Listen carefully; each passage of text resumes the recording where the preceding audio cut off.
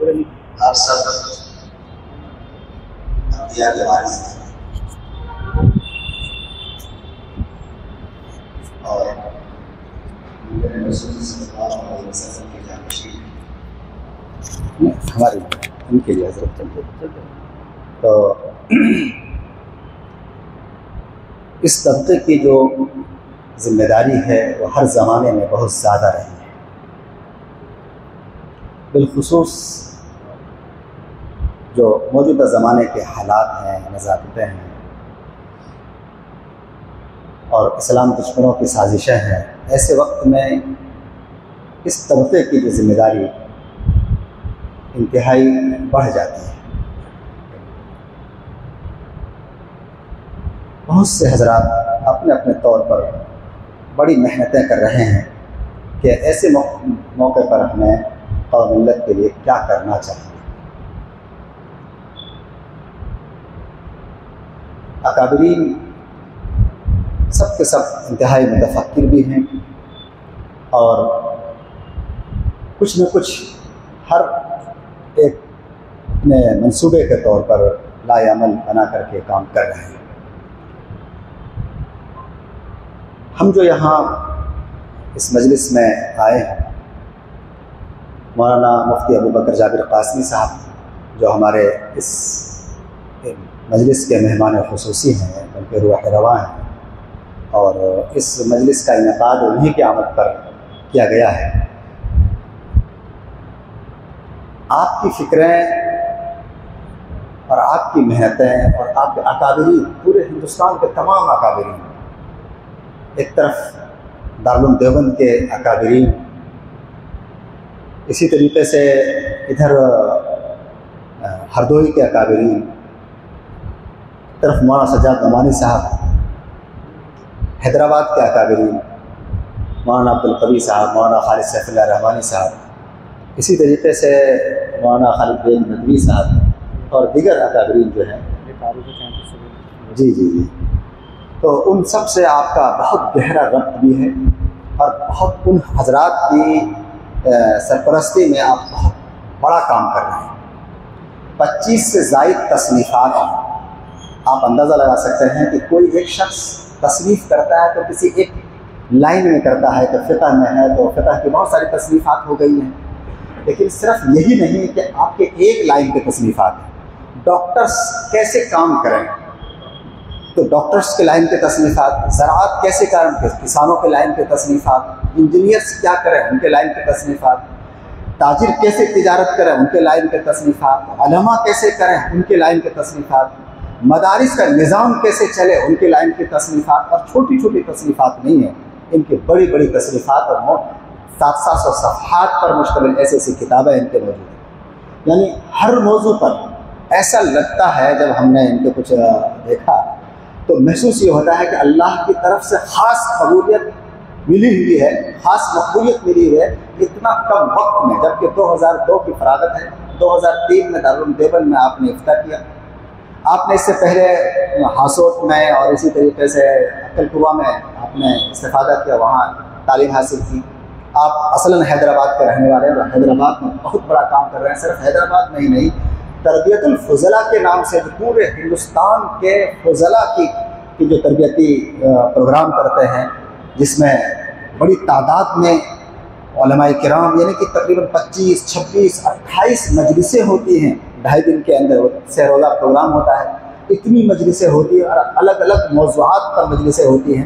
اگر وہ دیکھیں کہ ابھی جو 5، 6، 7 تاریخ کو مجلس ہے، اس میں جب ہم موضوعات دیکھتے ہیں کہ کتنے موضوعات ہیں، عام طور پر ہماری نظروں میں وہ موضوعات ذہن میں بھی نہیں آتے کہ یہ موضوع بھی ہو سکتا ہے، یہ ان موضوعات پر بھی علماء کی تربیت کی جا سکتی ہے جو آپ ان موضوعات پر تربیت کرتے ہیں۔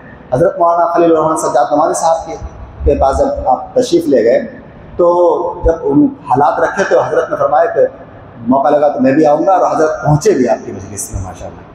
آپ اندازہ لگا سکتے ہیں، کوئی لوگ تو وہاں لائن لگاتے ہیں کہ بھئی ہمارے پاس ہمارے پروگرام میں آئیں تو 6 مہینہ سال بھر پہلے جو ہے ان سے پروگرام لینا پڑتا ہے، لیکن آپ کے کام کو دیکھ کر کے یہ جو ہے حضرت نے خود رچی کا موقع لگا ہم آئیں گے، اور آئے بھی۔ تو اب کہنا یہ ہے کہ آپ سمجھ سکتے ہیں کہ اکابرین کی نگاہوں میں ان کا کتنا بڑا مقام ہے، معتمد، اس لیے اکابرین کے معتمد ہیں۔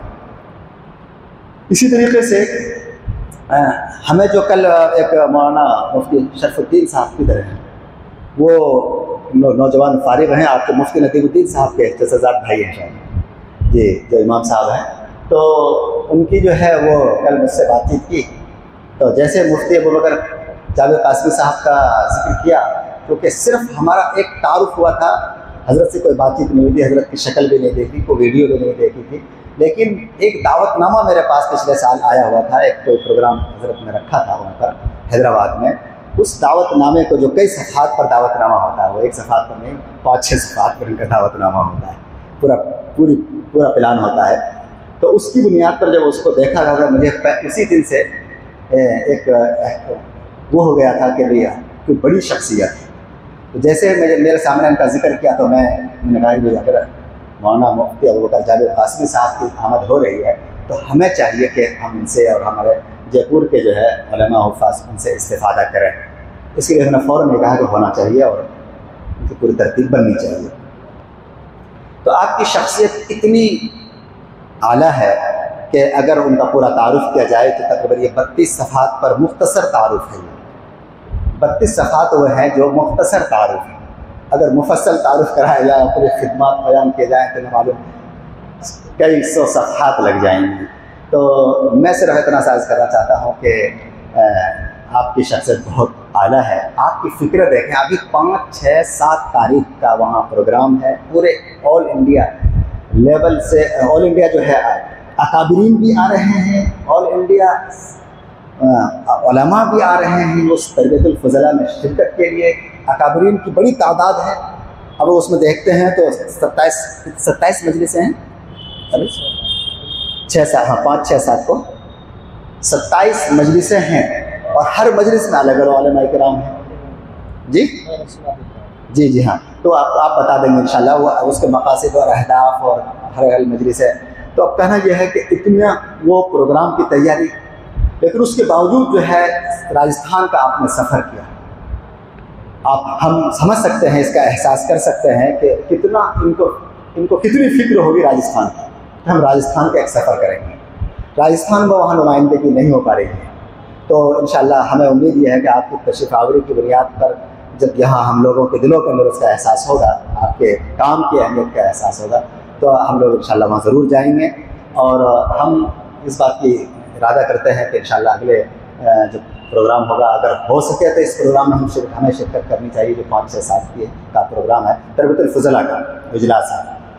تو باقی یہ ہے کہ انشاءاللہ ہم آگے بھی استفادہ کریں گے۔ اب تفصیلات کے ساتھ تو یہ کریں گے، ابھی جو حضرت کے پورے بیانات ہوں گے انشاءاللہ مولانا کے ساتھ، کے پوری تفصیل کے ساتھ بیان ہونے کے بعد جو آپ سوالات کرنا چاہیں مجلس میں، آپ ویسے سوال کرنا چاہیں تو سوال کر سکتے ہیں۔ اسی طریقے سے اگر آپ کچھ لکھ کر دینا چاہیں تو لکھ کر دے سکتے ہیں، سوال بھی لکھ کر دے سکتے ہیں۔ اسی طریقے سے کچھ آپ کے پاس آئیڈیا ہے، کچھ آپ کے پاس منصوبہ ہے، کچھ آپ کے پاس ترتیب ہے کہ کام کیسے کیا جائے، تو وہ ترتیب بھی آپ لکھ کر دے سکتے ہیں مولانا کا بیان پورے ہونے کے بعد۔ تو میں امید کرتا ہوں کہ انشاءاللہ آپ حضرت کے بیان کو توجہ سے سنیں گے۔ اللہ تعالی ہم سب کو زیادہ سے زیادہ استفادے کی توفیق عطا فرمائے۔ جی اچھا ہاں،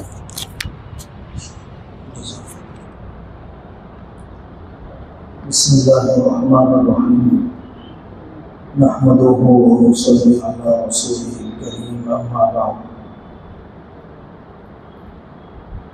ایک مرتبہ حضرت مولانا مفتی عبداللہ صاحب پھلپوری رحمۃ اللہ علیہ حیدرآباد تشریف لائے، مجلس علمیہ کا اجلاس ہو رہا تھا، اور اجلاس کا رنگ ایسا ہی ہو گیا تھا۔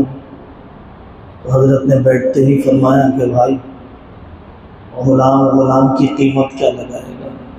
اللہ قیمت لگائیں گے غلام کی، اور روز محشر لگائیں گے۔ جو بھی مولانا نے ذکر فرمایا ہے بڑوں کے صدقے طفیل میں ہے، کوشش یہ رہتی ہے کہ اکابر کے مشورے کے بغیر کوئی اجتماعی کام نہ کیا جائے، اور ان کے مزاج، ان کے استمزاج اور ان کی منشا کے مطابق ہی کام کیا جائے۔ اللہ تعالیٰ ہی قبول فرمائے۔ آپ حضرات کا میں احسان سمجھتا ہوں، احسان محسوس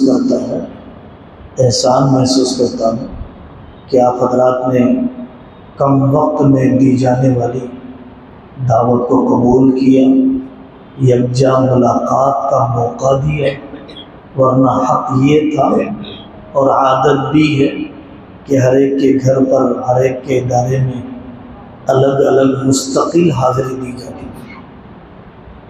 پڑھنے کے زمانے سے ریاست ٹونک کے علمی کارنامے ذہن و دماغ میں بسے ہوئے تھے۔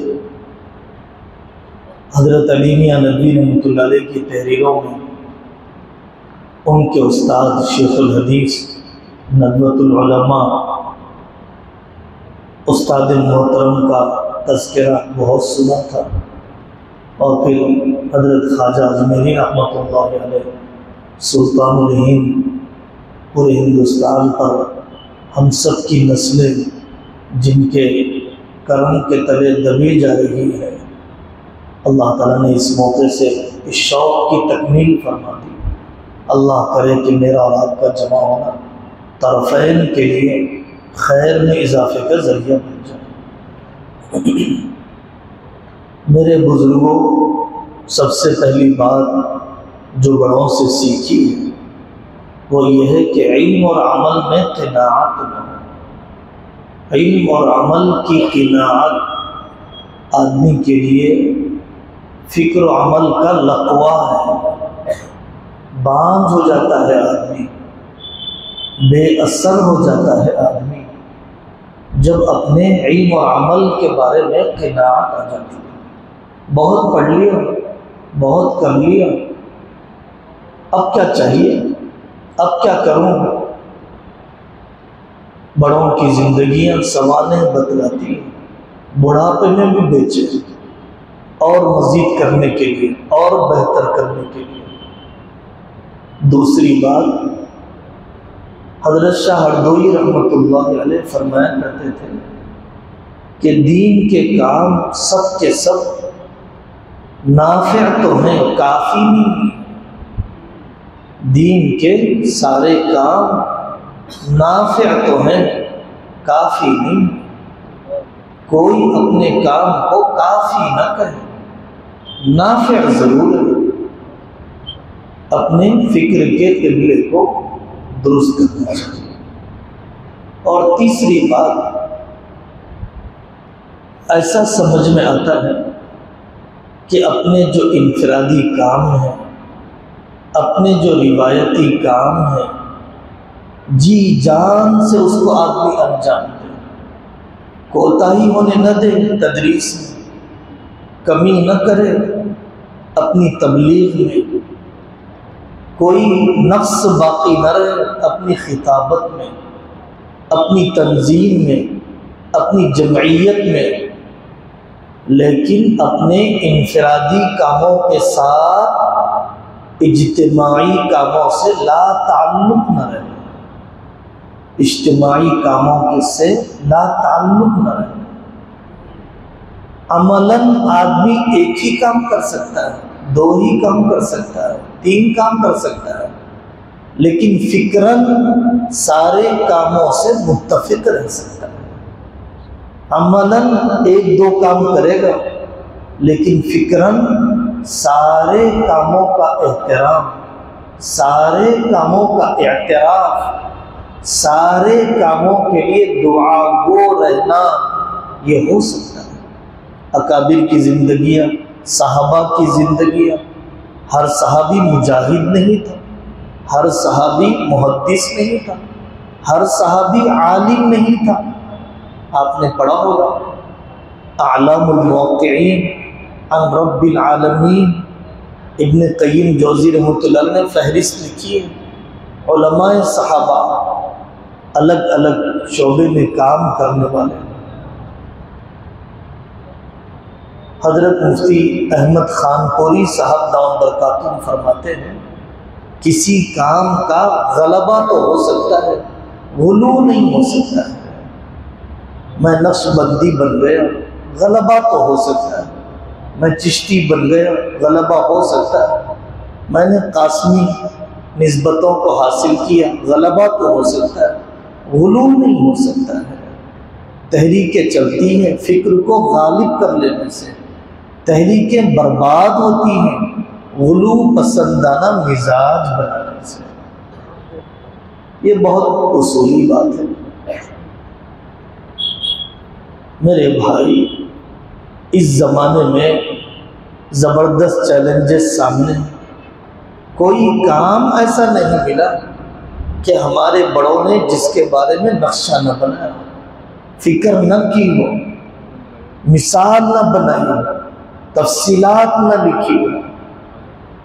حضرت مولانا ابو المحاسن سجاد صاحب رحمۃ اللہ علیہ، جن کو مولانا محمد منظور نعمانی سیاست کا مجدد فرماتے تھے، اپنے بیٹے خلیل الرحمن صاحب کا نام سجاد رکھا ابو المحاسن سجاد رحمۃ اللہ علیہ کی وجہ سے۔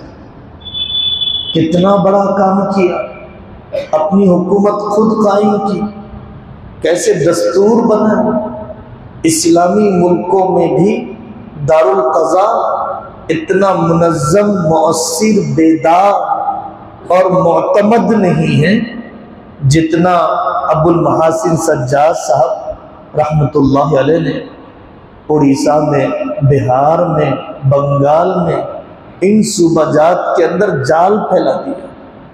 دیکھے بغیر یقین نہیں آتا، نقبا کیسے ہیں، اراکین شورا کیسے ہیں، نافذ کرنے والے کیسے ہیں، قاضی القضات کیسے ہیں۔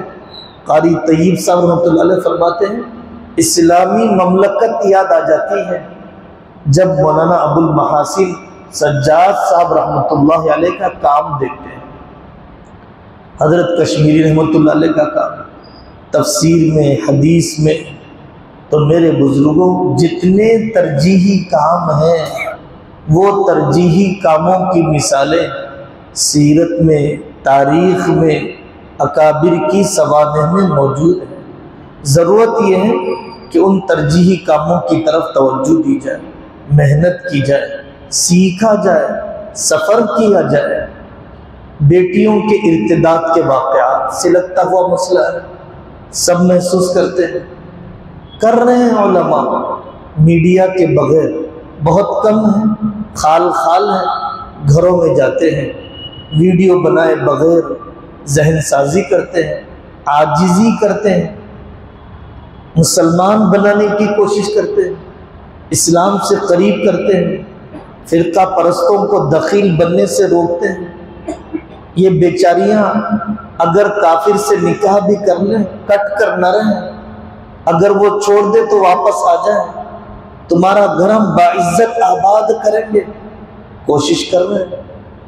لیکن ہمیں سیکھنے کی ضرورت ہے، ایک دوسرے کے تجربات ہم لیں گے، ہمارے کام میں بہتری آئے گی۔ حضرت مولانا عمر صاحب پالنپوری رحمۃ اللہ علیہ بڑا گہرا جملہ فرماتے تھے، جو عالم میں، عموم میں دین کی طلب پیدا کرنا چاہتا ہے وہ اس کام کو شروع کر دے، اس کا پہلا دن 81واں سال ہوگا تجربے کا، اس کا پہلا دن تجربے کا 81واں سال ہوگا۔ کیا مطلب ہے؟ پوری دنیا میں تبلیغی جماعت کا ایک تجربہ رہا، اگر تم اس کو اپنا لو گے تو 80 سال کا تجربہ بیک وقت مل گئے۔ تو ہم ہر ایک کے تجربے کو، ملک بھر میں ہونے والے تجربے کو، عالم بھر میں ہونے والے تجربے کو، انفرادی محنتوں کے ساتھ اجتماعی محنتوں سے لا تعلق نہ رہے، اور ملک بھر میں، عالم بھر میں ہونے والے تجربات کو سیکھنے۔ اسکول کیسے کھولے جا رہے ہیں؟ علماء کرام کھول رہے ہیں، نصاب و نظام بہتر بنانے کی کوشش کر رہے ہیں، اندھوں کے مدرسے کھول رہے ہیں، گونگے بہروں کے مدرسے کھول رہے ہیں، شرابیوں کے مدرسے کھول رہے ہیں، اسکریپ کے ذریعے سے لاکھوں کا رفاہی کام کر رہے ہیں، قیدیوں کو آزاد کرنے کی کوشش کر رہے ہیں۔ جمعیت کا تو نسلوں پر احسان ہے، اور بھی چھوٹی چھوٹی خاموشی کے ساتھ نوجوانوں کو اسپورٹس کے ذریعے سے نزدیک کرنا، کمیٹیوں کو باعزت طریقے سے خادم بن کر کام کرنے کا مزاج، مالک بن کر کام کرنے کا مزاج نہیں، قبولیت والا کام کرنے کا طریقہ، چودراہٹ کے بچانے والا انداز نہیں کام کر رہے ہیں۔ لڑکیوں کو شادی سے پہلے شادی کورس کرایا جائے، ایسے ایسے کاؤنسلنگ سینٹر بعض علماء چلاتے ہیں۔ حیرانی ہوئی، ہم بھٹکل حاضر ہوئے، اللہ تعالیٰ عمر دراز فرمائے۔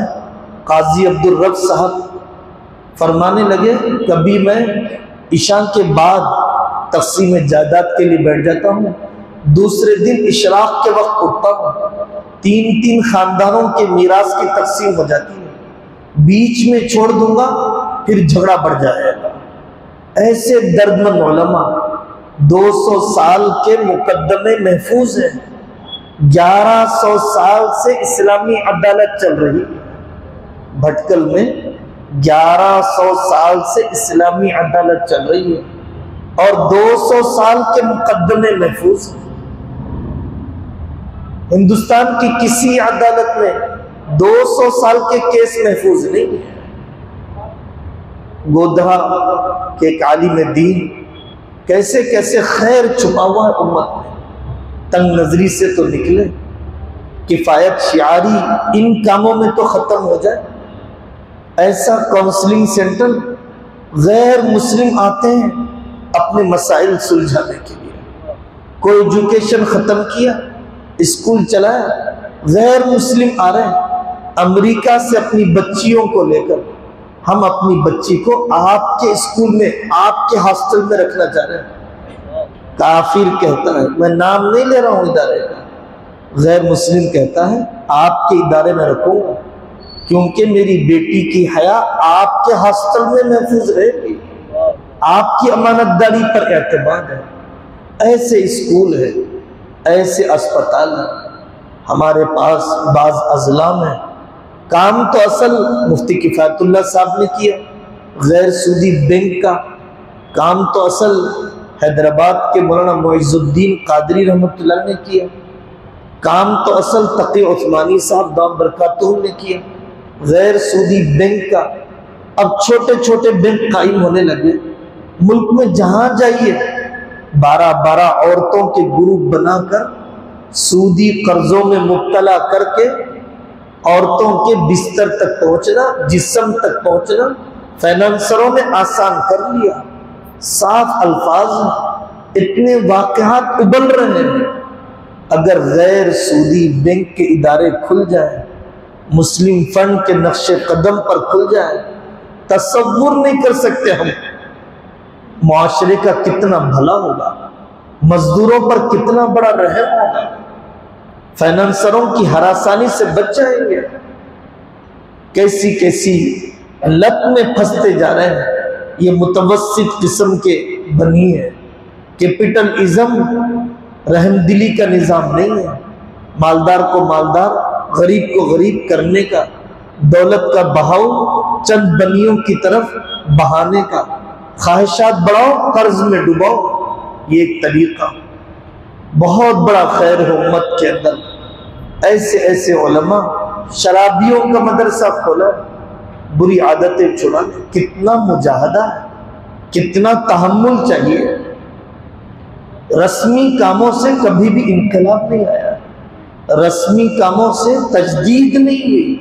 پوری تاریخ دعوت و عظمت دیکھیے، امام غزالی رحمۃ اللہ علیہ نے سرکاری نوکری اپنی ضروریات کی تکمیل کے غم میں عمر نہیں کاٹی، ضرورت تھی یونانی فلسفے کی تردید کیا انہوں نے، تقاضے کو سمجھا، تقاضے کی تکمیل اصل ہے، شوق کی تسکین اصل نہیں ہے۔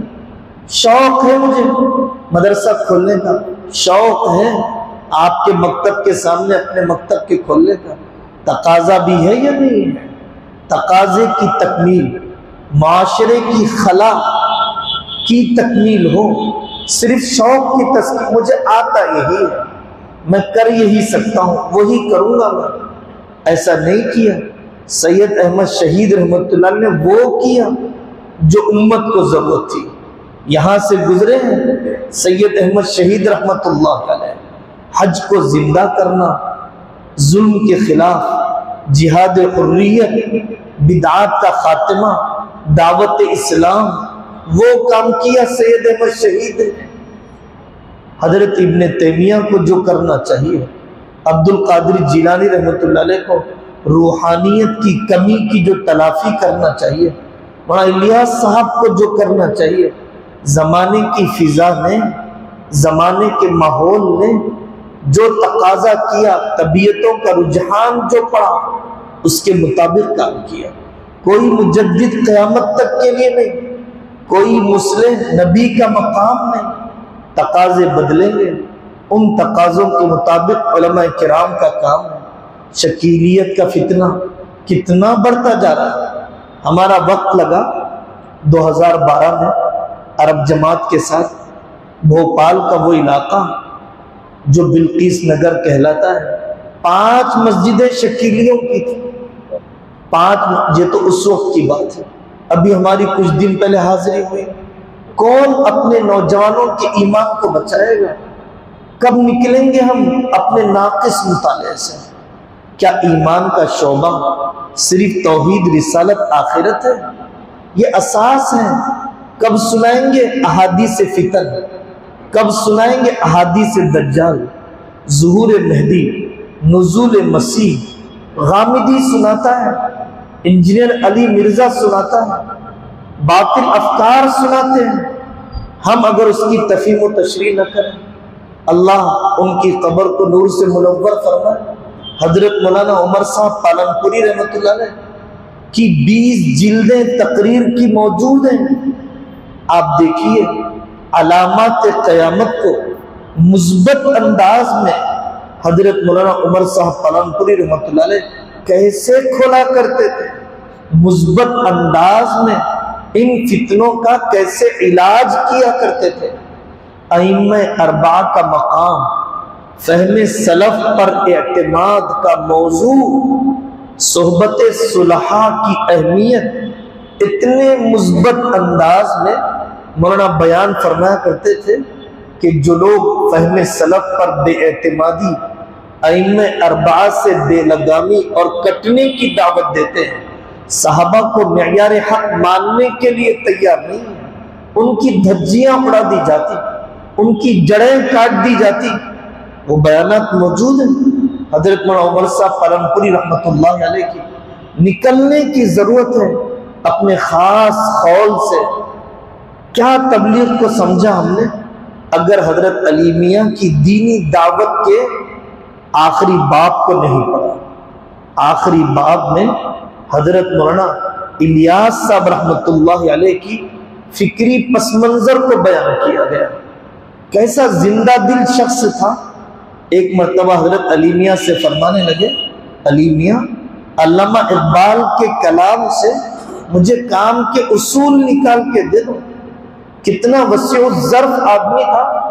مولانا محمد علی جوہر جب گئے گول میز کانفرنس کے لیے لندن، خط لکھا، وہ خط موجود ہے آج تک۔ مولانا، اللہ نے آپ کو انگریزی دانی کی اعلیٰ قابلیت دی ہے، آپ کی یہ زبان انگریزوں کو اسلام کی طرف دعوت دینے میں لگ جائے، بڑا خیر وجود میں آ جائے گا۔ پڑھنے کی ضرورت ہے۔ حضرت کی زندگی کا یہ گوشہ مسلم لیگ کے ذمہ دار سلیمان بنات والا آئے ملاقات کے لیے، ڈرتے ڈرتے کہ میں سیاسی میدان کا آدمی ہوں، پتہ نہیں مولوی صاحب کیا کہیں گے۔ وہاں الیاس صاحب رحمۃ اللہ نے فرمایا، بھائی آپ میرے محسن ہیں۔ یہ حیران ہو گئے۔ میں آپ کے لیے ہمیشہ دعا کرتا ہوں۔ محسن اس لیے کہ آپ نے حکومتی مسائل کو دیکھ لیا، ہمیں دعوت کے میدان میں ایک سوئی دے دی۔ میں آپ کا احسان سمجھتا ہوں، اس لیے دعا کرتا ہوں۔ کہ اللہ تمہاری حفاظت فرمائے۔ مظاہر کے طلباء گھومنے کے لیے اور آرام کرنا تھا، مرکز آ گئے، دوسرے دن جلدی اٹھ کے چلے گئے۔ مولانا نے فرمایا گھومنا تھا، میں تمہیں گھمانے لے جاتا، لے گئے گھمانے کے لیے۔ جیسے ہی لال قلعہ پہنچے، مولانا الیاس صاحب نے کہا کہ بچوں تم اندر گھوم آؤ، میں باہر انتظار کرتا ہوں۔ میں نے تو قسم کھا رکھی ہے، میری غیرت گوارا نہیں کرتی جب تک مسلمانوں کی شوکت واپس نہیں آئے گی الیاس اس قلعے میں داخل نہیں ہوگا۔ کیسے باہمیت لوگ تھے، کیسے عالمی اور ملکی نظر رکھنے والے لوگ تھے، کیسے دین اور خدمات دین کا جامع تصور اور ظرف کتنا وسیع تھا ان اکابر کا۔ حضرت مولانا عبد القادر رائے پوری رحمۃ اللہ علیہ کے بغیر، شیخ الحدیث مولانا زکریا صاحب رحمۃ اللہ علیہ کے بغیر کوئی مشورہ نہیں کیا جاتا۔ ہم ایک مرتبہ حاضر ہوئے کاندھلا، مولانا نور الحسن صاحب راشد کاندھلوی دامت برکاتہم کے ساتھ، تو مولانا نے مجھ سے فرمایا کہ شیخ الحدیث صاحب رحمۃ اللہ علیہ کی 45 جلدیں رکھی ہوئی ہیں جس میں انہوں نے روزانہ کی خبریں لکھی ہیں کہ آج وزیر اعظم وہاں گیا، آج اندرا گاندھی نے یہ کہا، آج فلانا واقعہ پیش آیا۔ یہ لوگ خانقاہ میں رہ کر کوئی جامد نہیں تھے، معطل نہیں تھے، بے حس نہیں تھے۔ حضرت علی میاں فرماتے ہیں میں ملکوں کا سفر کر کے رائے پور حاضر ہوتا، حضرت مولانا عبد القادر رائے پوری کے پاس ایسا محسوس ہوتا کہ کوئی روشن دان ہے، کوئی سوراخ ہے ان کی خانقاہ میں جہاں سے وہ عالم کے حالات کو دیکھتے ہیں، اور وہ نصیحت فرماتے تھے جو عالمی حالات کے تناظر میں ہمارے لیے ضروری ہے۔ تو میرے بزرگوں، ہمیں ضرورت ہے اپنے جتنے کام موجودہ ہو رہے ہیں، موجود کی رتی برابر ناقدری نہیں، اللہ اسے قبول فرمائے، اللہ اسے قبول فرمائے، لیکن مطلوب کی ترغیب آخری سانس تک ہوتی رہے گی۔ حضرت شیخ الحدیث مولانا زکریا صاحب رحمۃ اللہ علیہ کی کتاب الاعتدال فی مراتب الرجال، اسلامی سیاست، واقعتاً ہر بہر پڑھنا چاہیے، بہر پڑھنا چاہیے۔ حضرت نے کس انداز میں توجیہ فرمائی، اس سائل کے سوالات کے جوابات دیے۔ جب سائل نے پوچھا دارالعلوم پہلے کی طرح نہیں، مظاہر پہلے کی طرح نہیں، فلانی جماعت جمعیت پہلے کی طرح نہیں، شیخ الحدیث صاحب نے فرمایا اب جیسے ہیں ویسے بھی آئندہ نہیں ملیں گے، علماء پہلے کی طرح نہیں، ہاں بھائی اب جیسے ہیں ویسے بھی نہیں ملیں گے، مفقود اور ماضی تو تمہیں ملا نہیں، موجود کی بھی قدر نہیں کی، سوائے محرومی کے کچھ نہیں ملا، تمہیں غزالی رازی بھی نہیں ملے، موجودہ علماء بھی نہیں ملے۔ یہ تنگ نظری ہے، محروم کر دیا جاتا ہے آدمی۔ حدود اختلاف کی رعایت، ہمارے حضرت مولانا خالد سیف اللہ رحمانی صاحب فرماتے ہیں بھائی اختلاف ختم کرنے کا یہ طریقہ نہیں، آپ چھوڑ دیجئے اپنی رائے، آ جائیے میری طرف۔ اختلاف اشتراک سے، اختلاف میں انضمام کی دعوت نہیں، اشتراک کی دعوت ہے، انضمام کی دعوت نہیں، اشتراک کی دعوت ہے۔ ہم دونوں کے درمیان مشترکہ کام کون سے ہیں، ہم اس پر اپنی صلاحیتیں لگائیں گے، مابین اشتراک کو سوچیں گے، مابین اختلاف کو نہیں سوچیں گے، مابین افتراق کو نہیں سوچیں گے۔ قاضی مجاہد الاسلام صاحب رحمۃ اللہ علیہ فرماتے تھے نتعاون فیما نتفق، جو ہمارے اور آپ کے درمیان متفق علیہ ہے اس پر ہم ایک دوسرے کا تعاون کریں گے، میرے اور آپ کے درمیان جو متفق علیہ ہے، جو مشترک ہے، بہت زیادہ کام ہے، ہم اس پر اپنی صلاحیتوں کو لگائیں۔ بہت ہے دردمند علماء، رونے والے علماء، آج ہم جامعہ ہدایت میں حاضر ہوئے، سینئر عالم دین کی خدمت میں بیٹھے، احساس ہوا کیسے سینے میں لاوا پک رہا ہے، کتنے درد مند ہیں۔ ہم فکر علماء جمع ہو جائیں، ہم فکر علماء کام لے کر کھڑے ہو جائیں، علمی محاضرہ، بعض علاقوں میں مجلس علمی مذاکرہ، تنظیم اصل نہیں، کام اصل ہے۔ بیٹھ گئے پورے علماء، بھائی جمعہ کی خطابت مؤثر کیسے ہو، نوجوانوں کے لیے مختصر کورس کیا ہو، رمضان آنے سے پہلے جدید مسائل، زکوٰۃ آنے سے پہلے جدید مسائل، سناروں کو جوڑ کر سناروں کے مسائل، ڈاکٹروں کو جوڑ کر ڈاکٹری کے مسائل، وکلا کو جوڑ کر وکلا کے مسائل۔ عالمانہ تبلیغ عامیانہ تبلیغ میں فرق ہونا چاہیے۔ عامیانہ تبلیغ تو 6 نمبر کی، عالمانہ تبلیغ ہر امت کے طبقے کو اس کا دین پہنچانا۔ حضرت مولانا عمر صاحب پالنپوری رحمۃ اللہ نے دارالعلوم چھاپی کے علماء نے مجھے بتایا، برادری کو جمع کیا۔ ہماری برادری 3 کام میں ہے، HMT، ہوٹل، موٹر، طبیلہ، ان 3 طبقات کے مسائل کو جمع کرو۔ ہوٹل کے مسائل جمع ہو گئے، مفتی احمد خان پوری صاحب کی نگرانی میں سوالات جمع کیے، ایک طبقے کے پاس جا کر کتابیں تیار کی۔ تو حدود اختلاف کی رعایت ہونی چاہیے، اور ایسے کام جس سے اپنی خطابت کو مؤثر بنا جائے۔ درس تفسیر کب ہوتا ہے؟ جب کوئی لوگ دوسری فکر سے متاثر ہوتے ہیں۔ درس حدیث کب یاد آتا ہے؟ جب غیر مقلدیت سر ابھارتی ہے۔ اور درس فقہ کب سوچتے ہیں؟ جب آن لائن کسی فکر سے لوگ متاثر ہوتے ہیں۔ باسی مطالعے سے نئے فکروں کا مقابلہ نہیں ہو سکتا ہے، پرانے ہتھیار سے نئی جنگ نہیں لڑی جا سکتی ہے۔ حضرت مولانا سلیم اللہ خان صاحب رحمۃ اللہ علیہ پڑوسی ملک کے استاد الاساتذہ فرماتے تھے، جو محنت سے سناتا ہے لوگ محنت سے سننے بھی آتے ہیں، جو محنت سے نہیں سناتا لوگ اس کی بات سننا نہیں چاہتے ہیں۔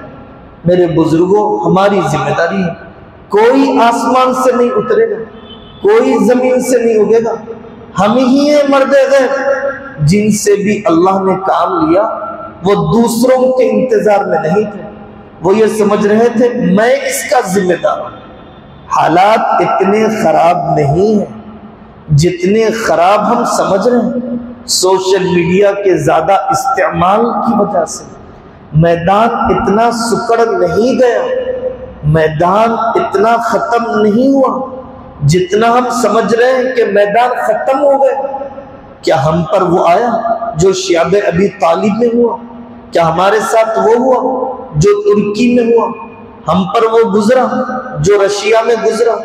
ہم 2021 میں ہماری جماعت ترکی گئی، 4 مہینے رہی، ایسے علماء سے ملاقات ہوئی جنہوں نے قرآن کی صورت دیکھ کے بغیر حفظ کر لیا، بکریاں چرانے کے لیے جاتے چرواہوں کا لباس پہن لیا، جان بچانے کے لیے، سولی پر چڑھنے سے بچنے کے لیے۔ اضطراری حالات میں ایک ایک آیت شاگرد کو پڑھایا، حافظ بنا دیا۔ ایسے علاقوں میں ہم گئے، وہاں پر تہخانے تھے، مدرسے کے نیچے تہخانہ ہے، یہاں پر چھپ کر ہم نے تلخیص المفتاح پڑھائی اپنے شاگردوں کو، کتاب کا صفحہ پھاڑ پھاڑ کر لے جاتے، عبارت حفظ کر کے جاتے طلبہ کو پڑھانے کے لیے۔ ایسی تو کوئی رکاوٹ نہیں آئی، اتنے تو حالات بدتر نہیں ہوئے، ان حالات میں علماء نے کام کیا۔ دیکھنا چاہیے تاریخ کے جن ادوار میں دبے کچلے حالات میں اہل عزیمت نے کیسے کام کیا۔ بار بار بات یاد آتی ہے حضرت حاجی امداد اللہ مہاجر مکی کی کئی احادیث کا خلاصہ ہے۔ وہ فرماتے تھے جب بندہ اپنی اختیاری تربیت نہیں کرتا اللہ اس کی اضطراری تربیت کر دیتے ہیں۔ اختیاری تربیت سے جنت کا وہ مقام حاصل نہیں کرتا تو اللہ اسے اضطراری تربیت کے ذریعے سے اس مقام تک پہنچا دیتے ہیں۔ حضرت مولانا الیاس صاحب رحمۃ اللہ علیہ فرماتے تھے کہ جتنا شریعت پر چل سکتے ہو چل کر بتاؤ، جتنے پر چلنے میں رکاوٹ ہے اللہ ختم کریں گے، جتنا چل سکتے ہو چلتے نہیں، شکایت کرتے ہو کہ قانون رکاوٹ بن رہا ہے۔ فجر پڑھنے سے کس نے روکا؟ جہیز چھوڑنے سے کس نے روکا؟ قطع رحمی سے توبہ کرنے سے کس نے روکا؟ جتنی شریعت پر چل سکتے ہو چل کر بتاؤ، جتنے پر چلنے میں رکاوٹ ہے اللہ ختم کر کے بتائیں گے۔ دسیوں واقعات ہیں اکابر کے۔ حضرت مولانا حسین احمد مدنی فرماتے تھے شریعت کو حکومت سے خطرہ نہیں ہے، ہماری جہالت سے خطرہ ہے۔ شریعت کو حکومت سے خطرہ نہیں، ہماری بے عملی سے خطرہ ہے۔ شریعت کی حفاظت پارٹیاں نہیں کرے گی، شریعت کی حفاظت ہمارا عمل کرے گا۔ اپنے عمل شرعی پردہ زندہ کرنے سے کون سی پارٹی روک رہی ہے؟ بہن کو میراث کا حصہ کوئی وزیر اعظم تو نہیں دے گا، مجھے اور آپ کو ہی دینا ہے۔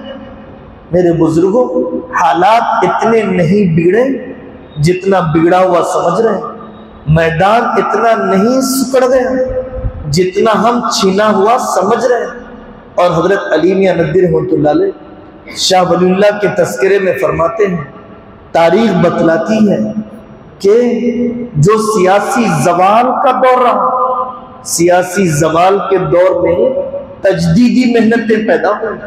حضرت شاہ ولی اللہ کا دور کتنی دور تک ننگے پیر بھاگے ہیں جان بچانے کے لیے ظالموں سے۔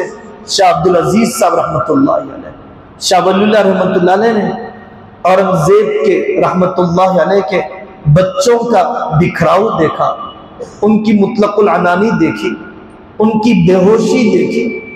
ایسے سیاسی زوال کے زمانے میں شاہ ولی اللہ کی محنتیں، ابن تیمیہ کی محنتیں کس کی قدر ہوئی تاریخ میں؟ کیسے موت ہوئی امام بخاری رحمۃ اللہ علیہ کی؟ وطن والوں نے بلایا، ہیرے جواہرات نثار کیا اور پھر اس کے بعد رخصت کیا، نکال دیا، شہر بدر ہونے کی حالت میں انتقال ہوا۔ امام بخاری رحمۃ اللہ نے فرمایا لا ابالی بہذا ولا بذاک اذا سلم دینی، تمہارے ہیرے جواہرات نثار کرنے کا بھی غم نہیں، شہر بدر کرنے کا بھی غم نہیں، اگر میرا دین محفوظ ہے، اگر میرا دین محفوظ ہے تو سیاسی زوال ٹوٹے ہوئے ہونے کی حالت میں ہی تجدیدی محنتیں پیدا ہوئیں۔ ایک بڑے مفکر فرماتے ہیں گزشتہ 200 سال میں جتنی تجدیدی محنتیں بر صغیر میں پیدا ہوئی، گزشتہ 200 سال میں پوری دنیا میں پیدا نہیں ہوئی۔ غور کیجیے، گزشتہ 200 سال میں یہاں شاہ اسماعیل شہید ہیں، یہاں سید احمد شہید ہیں، یہاں حضرت تھانوی ہیں، یہاں انور شاہ کشمیری ہیں۔ فن حدیث میں تجدیدی محنتیں، فن تفسیر میں تجدیدی محنتیں، اور دعوت کے شعبے میں تجدیدی محنتیں۔ تو جتنی گزشتہ 200 سال میں تجدیدی تحریکیں بر صغیر میں پیدا ہوئی، پوری دنیا کے کسی خطے میں پیدا نہیں ہوئی۔ واقعتاً کوئی مبالغہ نہیں ہے۔ ہمارے امیر محترم نعیم اللہ خان صاحب رحمۃ اللہ علیہ بار بار فرماتے تھے، بڑے شوق سے سن رہا تھا زمانہ، ہم ہی سو گئے داستاں کہتے کہتے۔ سوشل میڈیا پر زیادہ رہنا، میدان جنگ میں آنے سے پہلے ہمت ٹوٹ گئی۔ نفسیاتی طور پر جو شکست کھا چکا ہو وہ میدان میں آنے سے پہلے ہی شکست کھا جائے گا۔ ضرورتوں کا غم کتنا ستا رہا ہے، ذمہ داریوں کا غم کتنا ستا رہا ہے، جان بچانے کی فکر کتنی ہے، ایمان بچانے کی فکر کتنی ہے۔ اپنے بس کی کوشش بھی کیا میں نے کر کے بتایا؟ اختیارات میں امکانات تلاش کرو، اختیارات میں امکانات تلاش کرو تو راستے کھلے ہوئے نظر آئیں گے۔ آدمی دائرہ اختیارات کے باہر امکانات تلاش کرتا ہے، مایوس ہو جاتا ہے۔ اپنے حصے کی کوششیں، اپنے حصے کی ایک اینٹ تو لگ جائے۔ کہیں پر خواہش سے حالات نہیں بدلے، کوشش سے حالات بدلے۔ حدیث پاک میں کہا گیا قیامت بپا ہو جائے، تمہارے ہاتھ میں پودا ہو، پھینک نہ دینا اسے بونا۔ قوت عمل مفلوج نہیں ہونی چاہیے، قوت عمل متروک نہیں ہونی چاہیے۔ قیامت بپا ہو جائے تب بھی وہ پودا لگانا ہے، تب بھی وہ پودا لگانا ہے۔ پیشن گوئیاں ہدایات ہیں، دھمکانے کے لیے نہیں ہے۔ پیشن گوئیوں میں ہدایات ہے۔ جب یہ حالات پیش آئیں گے تو تمہیں یہ کرنا ہے۔ صحابہ نے یہ نہیں پوچھا خلیفہ مہدی کس سال میں پیدا ہوں گے، صحابہ نے یہ کیا کہ جس عمل کی وجہ سے خلیفہ مہدی کی جماعت میں شریک ہونے کا استحقاق پیدا ہو جائے گا۔ شاہ رفیع الدین صاحب رحمۃ اللہ علیہ کعبۃ اللہ پر گئے، بادشاہ بدلیں گے، کعبۃ اللہ کی چابی والا خاندان نہیں بدلے گا۔ مصحف دیا حضرت خلیفہ مہدی کو رفیع الدین کی طرف سے پیش کرنا، اور یہ تلوار ان کے کسی ساتھی کو دینا۔ رفیع الدین کچھ نہیں کر سکا، اتنا مال تو حضرت خلیفہ میرے قبول کر لیں۔ یہ جذبہ تھا ہمارے بڑوں کا۔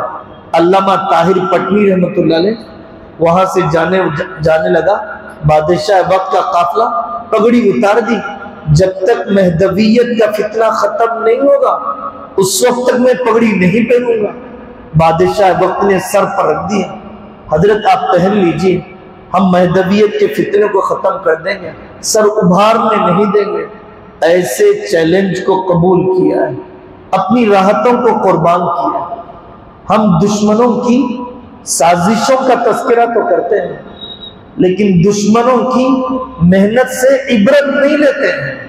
یہ دنیا دارالاسباب ہے، جو محنت کرتا ہے وہ اپنی محنت کے اثرات کو دیکھتا ہے۔ من حیث القوم، جینے والی قوم، میں تو اپنے مکان کے لیے جی رہا ہوں، اپنے بچوں کی شادی کے لیے جی رہا ہوں، زیادہ سے زیادہ اپنے ادارے کے لیے جی رہا ہوں، قوم کے لیے کہاں، امت کے لیے کہاں، اجتماعیت کے لیے کہاں۔ اور وہاں پر فلم انڈسٹری، جوان، عورتیں، اسکولز، ادارے، اخبار، وہ سب اپنے مذہب کے زندہ کرنے پر تلے ہوئے ہیں۔ یہ بکھراؤ، یہ انتشار، وہاں اجتماعیت، وہاں من حیث القوم مقصد کا ہونا، ہمیں بھی جو اسباب اللہ نے طے فرمائے ہیں، آخرت تو ایمان والوں کے لیے ہی ہے۔ اللہ تعالیٰ ہمیں ایمان پر خاتمہ نصیب فرما دے اور ایمان پر خاتمے کی کوششیں نصیب فرما دے۔ لیکن میرے بزرگوں، ہمیں اجتماعی زندگی میں مسلمانوں کی حفاظت، اسلام کی حفاظت، مسلمان خطرے میں ہے، اسلام خطرے میں نہیں۔ کلمۃ اللہ ہی العلیہ، اسلام تو اپنے دلائل و براہین سے اونچا ہے، بلند ہے، اس کا علم اونچا ہے۔ مسلمان اپنی بے عملی کی وجہ سے اتار چڑھاؤ آتے رہتے ہیں۔ اللہ تعالیٰ کا معاملہ کافروں سے الگ ہے، ایمان والوں کے ساتھ الگ ہے۔ نافرمان بیٹا کچھ بھی کرے اتنی ناراضی نہیں ہوتی، فرما بردار بیٹا معمولی غلطی کرے غصہ آتا ہے، یہ میرا بیٹا ہے، یہ میرا فرما بردار بیٹا ہے۔ ایک بچے نے ایڈمیشن لے لیا، یونیفارم نہ پہنے سزا دی جائے گی، ایڈمیشن ہی نہیں لیا، ننگا پھر رہا ہے، کچھ نہیں کہا جائے گا۔ اس نے کلمہ پڑھا ہے، اس نے ایڈمیشن لیا ہے، اس کی بے عملی پر حالات عالم بگڑیں گے، کافر کی بے عملی پر حالات عالم نہیں بگڑے۔ اللہ تعالی ہم سب کو صحیح سمجھ عطا فرمائے اور ہونے والی محنتوں کو قبول فرمائے، قبول فرمائے، قبول فرمائے، اور بہتر بنانے اور بہتر کرنے اور بہتر کرنے کو سیکھنے کی اللہ ہم سب کو توفیق عطا فرمائے۔ وآخر دعوانا ان الحمد للہ رب العالمین۔ جی کوئی بات ہے تو کر لیں، کوئی سوال یا کوئی بات میری حیثیت کے مطابق۔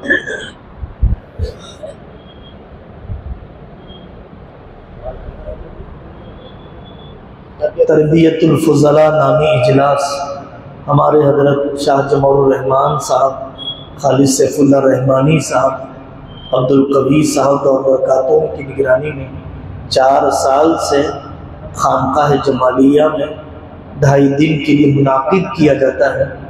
ملک بھر کے متفکر، ماہرین، میدانی کام کرنے والے اکابر کو بلایا جاتا ہے۔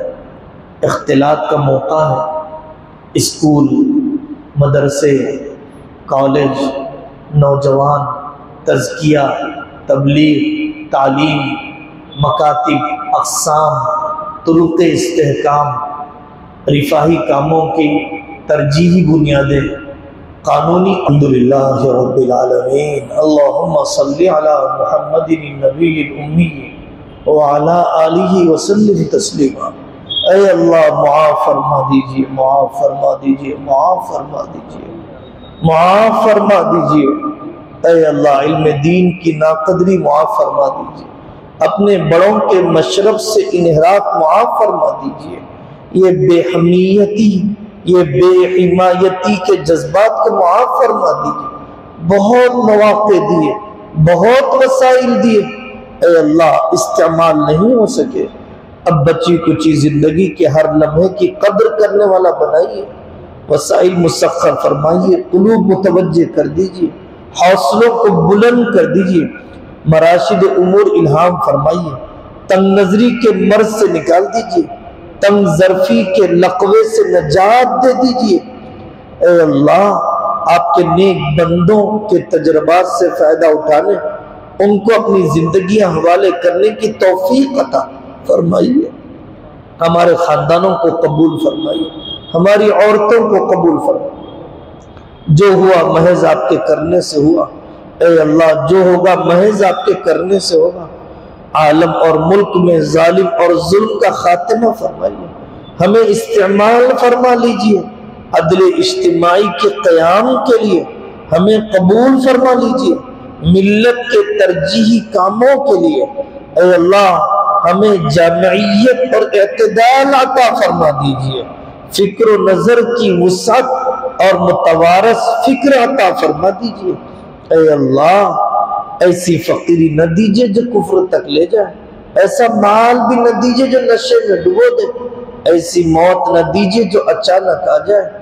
پوری امت کی مغفرت فرمائیے، رمضان کے روزوں تراویح کو قبول فرما لیجئے، کوتاہیوں کو معاف فرما دیجئے، اسلام پر جینا ایمان پر مرنا مقدر کر دیجئے۔